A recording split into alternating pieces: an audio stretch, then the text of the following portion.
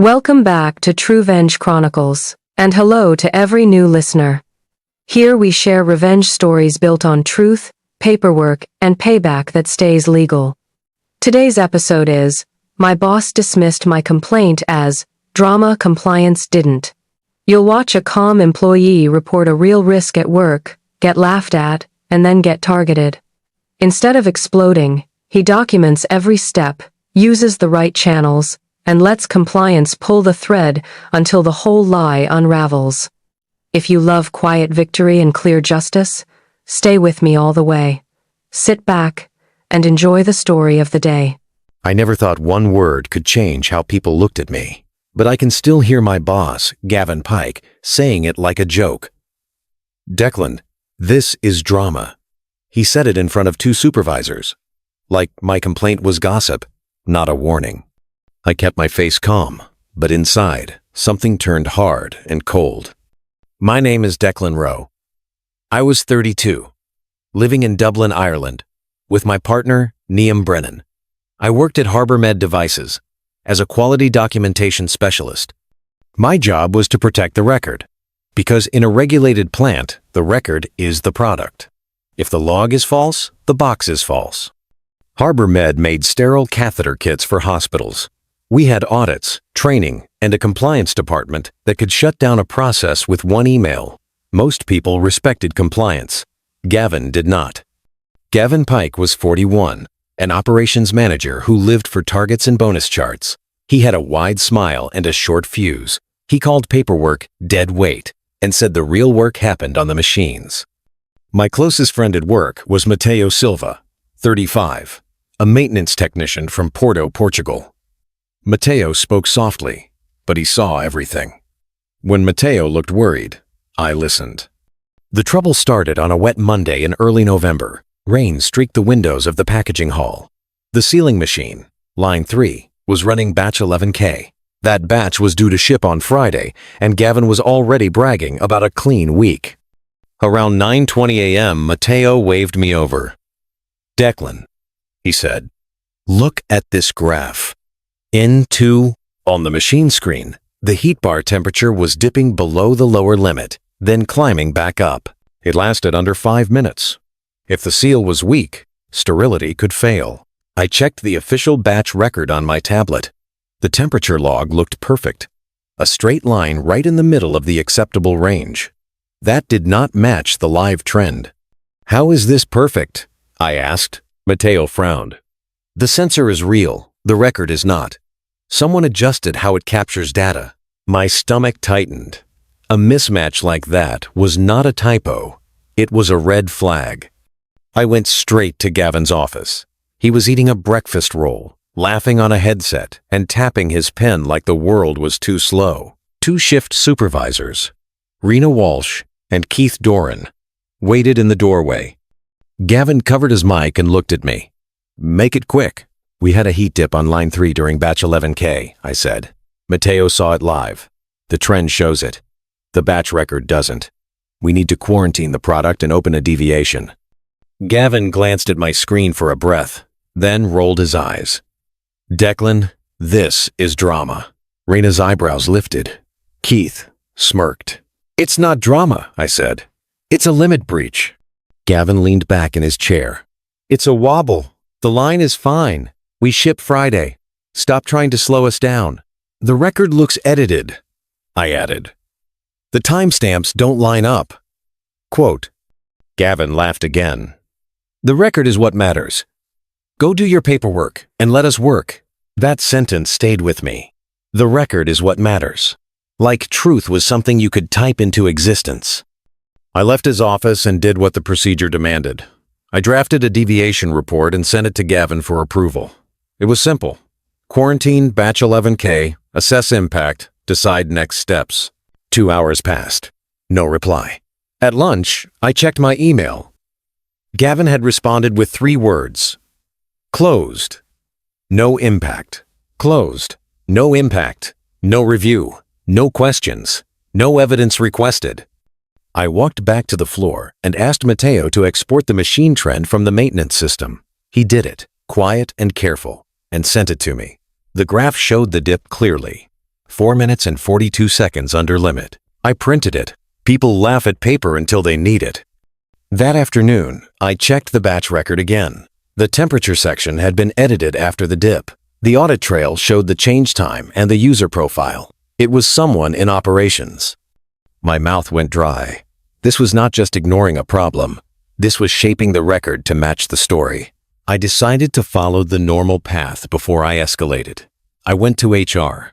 Our HR partner was Tara Fitch, 29, always polished and calm. Her office smelled like fresh folders and sweet air spray. I explained the dip, the mismatch, and the edit. I showed her the trend and the audit trail. Tara listened, nodding slowly. "Do you have proof of intent?" she asked. "I have proof the record changed after the event," I said. "Intent is in the action." She gave a gentle smile. "Let me speak to Gavin. It may be a formatting issue." "It's not," I said. "I hear you," she replied. But her eyes drifted back to her screen. The next morning, Gavin called me into his office. His smile was friendly, but his voice was sharp. "I hear you've been stirring things up," he said. "I reported a compliance breach," I answered. He slid a paper across his desk. It was a warning note saying I was disruptive and uncooperative. My throat tightened. "This is retaliation." Gavin shrugged. "Drama again. Do your job, Declan, and stop acting like the world is ending." I walked out with that paper in my hand, and I understood something clear. Gavin was not going to fix this. He was going to bury it, and he was going to bury me with it. That night at our flat, I told Neve everything. She listened, then asked, "Do you have copies?" I nodded. She said, "Then stop arguing. Write it down." I opened a notebook, listed dates and times, saved the emails, and made a clean folder at home. I was done guessing about what happened.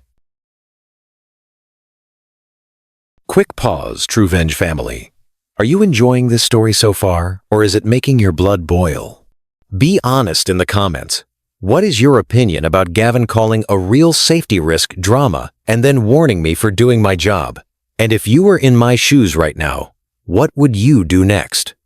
Would you stay quiet to protect your paycheck, or would you report it and risk a fight? I want to know your move. Also, how do you feel about Truevenge Chronicles so far? If these true-style revenge stories are hitting you, please subscribe and join us. Share this video with someone who needs it. Comment where you're watching from and tell me your city or country so we can shout you out. Drop a like if you want the next twist to hit even harder. Now, let's jump back into the story. On Wednesday, the sealing machine failed again, worse than before. The temperature dipped, alarms rang, and the line stopped. People groaned like it was my fault for noticing. Gavin stormed down the aisle, shouting at Mateo to make it work. Mateo swapped a worn sensor and got the heat back up, then murmured, "They should have fixed it on Monday." Batch 11K kept moving anyway. No quarantine tag, no hold sticker, just carts of finished kits wrapped and ready. I tried one last time to solve it inside the team. I emailed Gavin with a clean subject line and attached the graph Mateo exported. I copied Tara in HR and wrote one sentence: request deviation and product hold pending assessment. Gavin replied fast, "Stop spamming leadership. Do your work." After that, small things changed. My access to the deviation folder suddenly failed. When I called IT, the technician said it was changed by a manager request. He wouldn't say the name, but his pause said enough. I asked for a ticket number and wrote it in my notebook. My roster shifted to late nights. Gavin also started telling people I was obsessed with drama. Keith, the young supervisor, warned me with his eyes. Then Gavin tried something worse. He walked to my desk with a fresh printout of the batch record and said, "Since you love paperwork, clean this up. Make it look professional." I looked at the page. The temperature section was blank, as if it had never happened. "You want me to rewrite the record?" I said. He smiled. "I want you to stop being difficult." I kept my voice level. "I can't change a record after the fact." Gavin's smile fell. "Fine. he snapped. Then stay out of the way. At home, Neem listened and said, he wants you to doubt yourself. Don't. Stick to facts. So I did. Every day, I wrote a short log. Date, time, what I saw, who said what. I saved emails and screenshots. I photographed the planning board that still showed batch 11K scheduled to ship. On Thursday, Rena Walsh caught me near the break room. Her voice was low. I heard what he said to you, she told me. He called it drama. Yes, I said. Rena glanced around. It wasn't drama. The alarm went off. I saw it. I didn't speak up because Gavin makes life hell for people who slow him down. That mattered. Rena was strict, but she also had kids. She feared losing steady work. Would you tell that to compliance if asked? I said. Her jaw tightened. If it comes to it, yes. I asked Mateo for the machine's raw event log, not just the pretty trend. He hesitated, then sent it. In the middle of hundreds of lines, the dip sat there, clear as daylight. That was when I used the ethics hotline. The hotline form asked for facts, not feelings. I named the batch and the line. I listed dates. I attached the graph, raw log, and the audit trail showing the record was edited after the dip. I also attached Gavin's closed, no impact email and the warning note he gave me. My finger hovered over submit. Then I pressed it. The next morning, an auto reply arrived. Case received. Do not discuss widely. A compliance representative may contact you. I went to work and acted normal. Gavin walked past my desk and said, loud enough for others to hear, "Morning, Declan. Ready for more drama?" I didn't answer. I checked the shipping dock instead. A forklift driver named Breed O'Shea, 40, practical and blunt, was moving pallets. I saw batch 11K staged with the Friday shipment. I wrote down the pallet ID numbers from the labels, because pallet IDs don't lie. At 10:17 a.m., my calendar pinged. Confidential. Compliance interview. Organizer. Siobhan Larkin. Compliance investigations lead. Siobhan was 46, quiet and razor sharp. She didn't threaten people. She made them answer. The interview was set for Friday at 9 a.m. in meeting room 10B. The invite said, "Bring supporting documentation." I did not tell Gavin. I told Mateo and Neem. Mateo looked sick when he read the invite. "If they pull my access logs, they will see I exported the data," he said. "You followed procedure," I answered, "and you're protecting patients." That afternoon, a new person stepped into the pressure. Clive Hanratty, senior operations lead, called me to a small office near the stairwell. Clive was 50, smooth, and careful with words. He never raised his voice, which made him scarier than Gavin. "Declan," he said, "I'm hearing you are creating tension." "I reported a breach," I replied. Clive smiled like he felt sorry for me. "Sometimes people misread noise as danger. Don't let emotions drive you." "I'm not emotional," I said. "I'm documented." His smile faded just a little. "Be wise," he said. "Careers can stall." Friday came with cold rain. I sat outside meeting room 10B with my bag on my knees and my folder inside, thick with prints.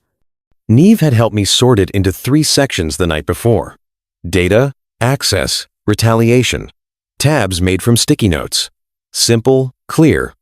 At 8:58, the door opened. Siobhan stepped out. "Declan Rowe?" she asked. "Yes." "Come in," she said. "Close the door." Inside, a man I didn't know sat beside her, mid-50s, calm face, glasses.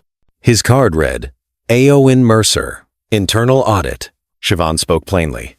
"This is confidential. You are protected from retaliation. If anyone tries, you tell me."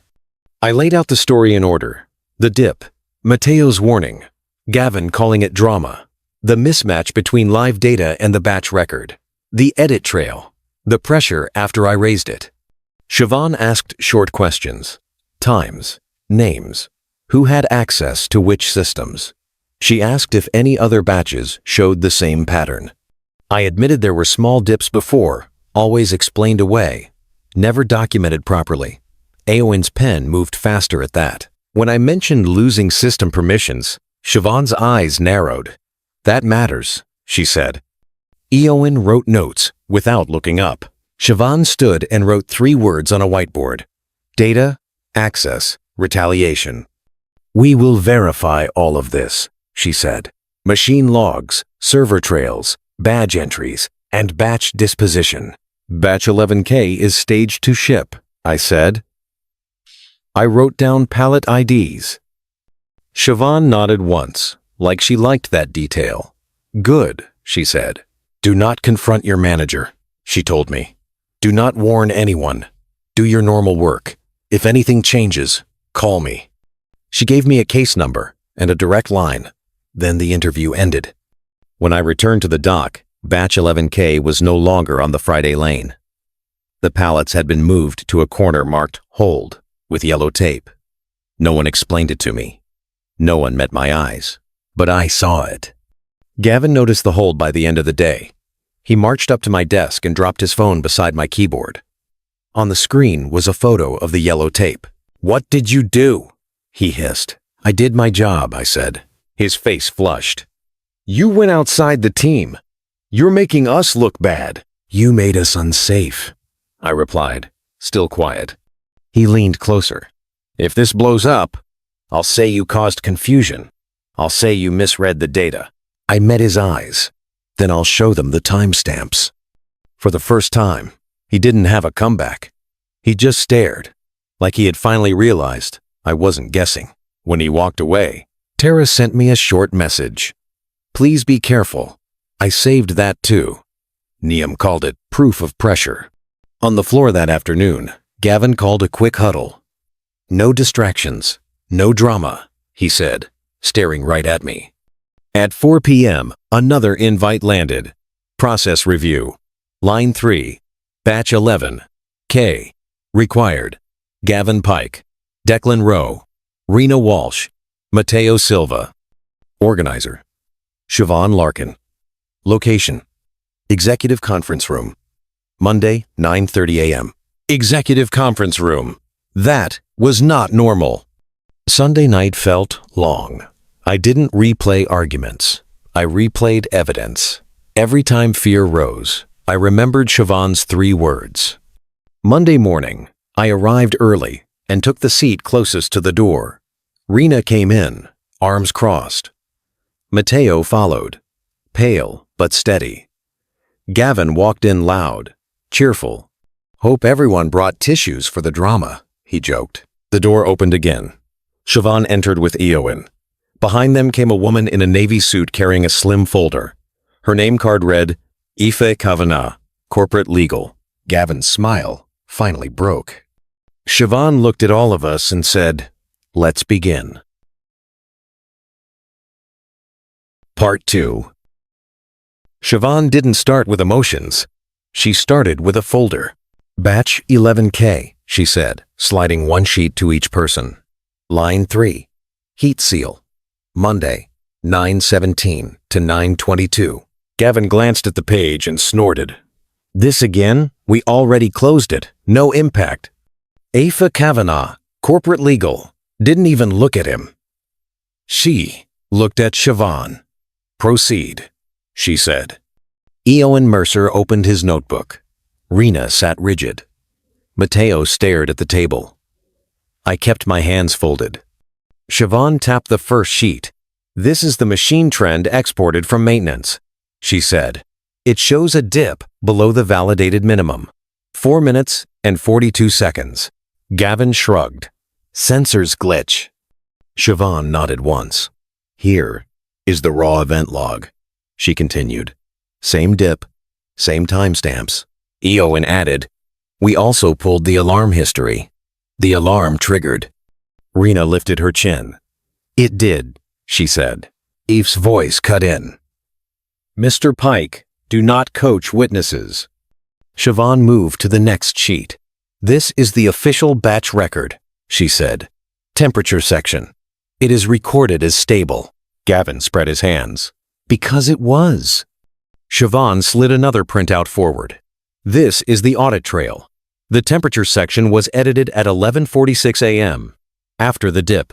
The edit changed values and removed the alarm note. Gavin laughed. So, someone fixed a formatting issue. Eowyn looked up. It wasn't formatting. It altered data. Aifa looked at Gavin. In a sterile process, a limit breach requires assessment. That is policy. Gavin leaned back. Policies are written by people who don't ship product. Siobhan turned to me. Declan, did you ask for a deviation to be opened? Yes, I said. I emailed Gavin. He closed it. Siobhan nodded. We have that email. Closed. No impact. Siobhan asked, after you raised the issue, what happened to your system access? I lost access to the deviation folder, I said. IT said it was changed by manager request. Eowyn added, we confirmed the access change. Aoife asked me, did your manager ask you to rewrite any record? Yes, I said. He handed me a printout and told me to clean it up. The temperature section was blank. Gavin snapped, that is not what I meant. Aoife raised a hand. You will answer when asked. Siobhan folded her hands. Here is what we verified, she said. The machine ran out of range. The record was edited after. The deviation was closed without assessment. The reporter faced pressure. Gavin pointed at me. He's making trouble. I met his eyes. I'm making sure it's safe. Siobhan looked at Aoife. We placed a temporary hold on batch 11K pending review. Gavin sat up. You what?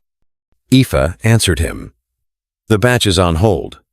Compliance has that authority. Gavin's face flushed. We ship Friday. Siobhan's tone stayed steady. Not until we finish. Clive Hanratty, senior operations lead, tried to jump in. Let's be practical, he said. We can adjust paperwork and move on. Aoife turned to him. Do you understand what record falsification means? Clive went quiet. Siobhan clicked a remote. The screen lit up with a table, badge entries, terminal logins, and edit timestamps. Eowyn pointed. The record edit was made using Keith Doran's user profile. Gavin said, so Keith did it. Siobhan replied, Keith denies it. Eowyn continued. Badge data shows Keith was on the floor at 11:46, not at the terminal. This bonded. The second. Siobhan tapped another line. Badge data shows you. Gavin Pike entered the document room at 11:43. Gavin's throat moved. That proves nothing, Aoife said. It proves opportunity. Siobhan asked, who heard Gavin call this drama? Rena and Keith, I said. Rena spoke up. He mocked the complaint. Mateo added, and the dip was real. Siobhan clicked again. The screen changed to a still image from a hallway camera. A man in a black jacket walking into the document room at 11:44. It was Gavin. Gavin's face went stiff, but he tried to laugh. So I walked into a room, he said. I walk into rooms. That doesn't mean I edited anything. Eowyn flipped his notebook and spoke evenly. The terminal used for the edit is Terminal D4, inside that room, he said. It requires a badge tap to enter. It also requires a login and a second confirmation click. Gavin leaned forward. Then prove I touched the keyboard. Siobhan didn't blink. We are, she said. We pulled the terminal activity log. It shows Keith Doran's profile logged in at 11:45. The mouse moved, the field changed, and the alarm note was deleted. At 11:47, the profile logged out. Gavin snapped. Then Keith did it. Aif's voice stayed calm. Mr. Pike, you just heard badge data places Keith on the floor. Gavin's eyes flicked to me. He set me up, he said. Louder now. He's been trying to take me down. I felt my cheeks heat, but I kept it simple. I didn't touch the record, I said. I don't even have edit rights for that section. Siobhan nodded. Correct. Declan's permissions do not allow that edit. Clive shifted in his chair. This is getting serious, he muttered. It is serious, Siobhan said. Because if a record is altered, we have to ask, what else can be altered? She turned to Gavin. Did you instruct anyone to enter false data? Gavin scoffed. No. Aoife opened her folder. Did you instruct Declan to rewrite the batch record? Gavin hesitated. I told him to format it better. Siobhan asked, why was the section blank? Gavin's mouth opened, then closed.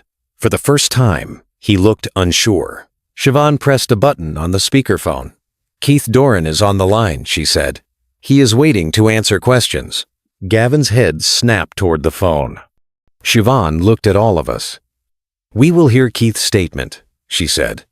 Then we will decide immediate actions for Batch 11K and for management conduct. She paused, eyes steady on Gavin. Another quick pause, and I need your thoughts. The meeting has started. Legal is in the room, and Gavin is still acting like he can talk his way out. So tell me, do you think I should speak up more or keep letting the documents speak for me? If you were sitting in that glass conference room, what would you say to a boss who mocked your complaint and then tried to write you up? Drop your advice in the comments right now. Also, has Truevenge Chronicles earned your trust today? If you like stories where the truth wins without shouting, hit subscribe so you don't miss the next episode. And please type where you're watching from, plus one word that describes how you feel at this moment. Angry, nervous, hopeful, or satisfied. Your comments help this channel grow, and they help other listeners feel seen. Now, let's continue together. Keith's voice came through the speakerphone, shaky at first. Hi, he said. I'm Keith Doran. Aoife spoke to him like a teacher. Keith, were you at Terminal D4 at 11:46 on Monday? No, Keith said fast. I was on the floor. I was checking labels on Lane 2. Eowyn asked, did you edit the Batch 11K record at any time on Monday? No, Keith repeated. I don't even know how to edit that part. Siobhan asked, has anyone ever asked you to share your password? There was a pause. The kind of pause that says yes, without words. Keith swallowed. Gavin asked once. He admitted. He said it was just to approve something when I was busy. Gavin jumped in, voice sharp. That's a lie. Aoife cut him off. Mr. Pike, one voice at a time. Keith continued, words spilling out now. He told me, if you want to grow here, help me. He said I was too slow, and this would show I could be trusted. My stomach sank, not because it surprised me, but because it proved the pattern. Gavin didn't just ignore rules. He used people. Siobhan's voice stayed steady. Keith, did you give him your password? Keith whispered, yes. I'm sorry. Aoife's tone was firm. Keith, that was a policy breach, but we will address intent and pressure. For now, do not speak to anyone about this. Do you understand? Yes, Keith said. Yes. The line clicked off. Gavin sat frozen for 2 seconds, then exploded. This is ridiculous, he snapped. He's blaming me to save himself. Eowyn opened a new sheet. We also pulled terminal camera footage, he said. It shows Gavin Pike at Terminal D4 at 11:45. It shows him typing. Gavin's face went pale. Siobhan looked at Aoife. Aoife gave a small nod. Siobhan spoke to the room. Immediate actions, she said. Batch 11K remains on hold. All product from Line 3 produced Monday morning is quarantined until we assess impact. Line 3 is stopped until maintenance completes. A full check and quality signs off. Gavin pushed back his chair. You can't stop my line, Aoife replied. We can and we will. Clive tried again. Let's keep this internal, he said. No need to overreact with holds. Siobhan turned to him. Clive, the moment we see data integrity concerns, a hold is not an overreaction. It is the minimum. Then she faced Gavin. Now, management conduct, she said. You dismissed a safety complaint as drama. You closed a deviation without assessment. You attempted to influence records. You removed access rights from the reporter. You issued a warning note. And you pressured a junior supervisor to share credentials. Gavin's mouth opened, but no words came. Aoife slid a document across the table. This is a notice of suspension pending investigation, she said. Effective immediately. Gavin stared at it like it was written in another language. You can't do that, he whispered. Aoife's voice stayed calm. Sign to acknowledge receipt. Not agreement. Receipt. Gavin looked around, searching for someone to rescue him. Tara was not there. Clive looked down. Rena looked straight ahead. Mateo sat very still. I watched Gavin's eyes land on me, full of anger and fear. You did this, he said. I kept my voice quiet. You did it when you edited the record, I replied. Gavin's hands shook as he pushed the paper back. I won't sign. Aoife nodded once. Then we will document refusal. Siobhan pressed a button on her phone. 2 security officers entered, polite but firm. One said, Mr. Pike, please come with us. Gavin stood up fast, chair scraping. This is madness, he shouted. He's a troublemaker. No one moved to defend him.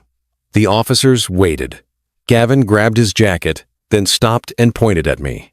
Enjoy it while it lasts, he said. Then he was escorted out.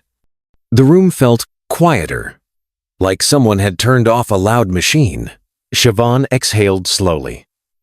Thank you, she said to Rena and Mateo. You will each be interviewed separately. You are also protected.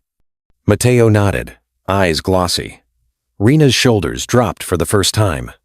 Then Siobhan turned to me. Declan, your warning note is being rescinded, she said. Your access will be restored today. Any schedule changes made as retaliation will be reviewed.